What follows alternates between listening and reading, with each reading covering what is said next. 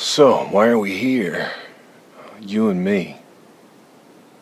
You're here, I hope, because you had some kind of dad issues. Maybe your dad was something that you simply couldn't understand, still can't understand, whether that dad is still here or not here. Maybe you've become a dad and realized that you're the labyrinth in your children's lives. How can I say this? Why are we here, you and me? Maybe because you've got things in your life and your past that don't line up. Just kind of all of these wavy lines that don't connect, blank spots, things that you can look at 10, 12, 15 different ways, or however many you want to. Those little blank spots in your life where the narrativizing impulses just sort of falls to the ground, weak and dead. Maybe you're a dad, you know, or you know a dad, and you're trying to understand a dad who had a troubled dad. I think that will be a good reason for you to be here, because, hey, I may not have any answers for you, but I like to think I can say what it's like with some degree of clarity. That's all I'm asking for. There's a little bit of clarity about what it means to look at the unclarity.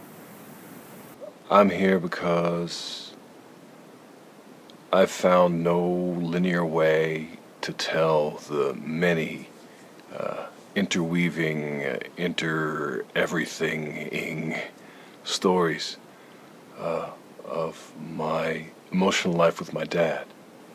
He's still in my emotional life every day because my entire being is built around the hollow spot that he did not occupy.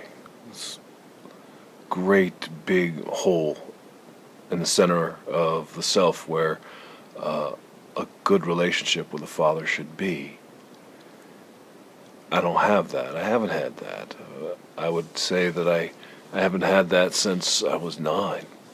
And yet here I am, grown man, father of my own kids, and older than my father ever was. I wish I were some kind of a spoken word poet so I could just speak and just intone and really tell my story, but I just don't know what the hell my story is. And that's why I can't tell it from back to front. There's no way to do it.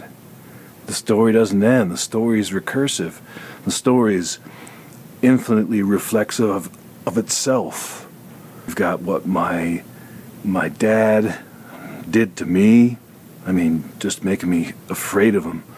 There's what I did in response to that. There's what he did in response to that. There's what I'm doing to my kids when I make them afraid of me, and what they do in response to that. I'm sure I'll dig up more. Every time I go through the fossil record, there's going to be something. Right? I know that. I guess I'm just the guy stupid enough to go through the fossil record in front of a camera. You know, what the hell am I doing pretty much at every point? So I'm here because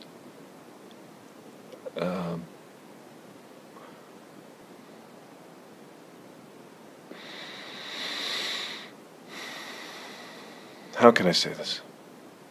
I'm here because I need to get some things out. Maybe get some things away from my life, away from the center of my life, that really are taking up an enormous amount of space there. I don't want them there. I want to turn them into art so that I can move on. So for me, this is a mission of purgation. I want to get the labyrinth down onto paper, or something like paper, something other people can interact with, something I can move around, something that reflects the non-linearity of one human being's influence upon another, from the progenitors influence, to the descendants' influence from the Father to the Son.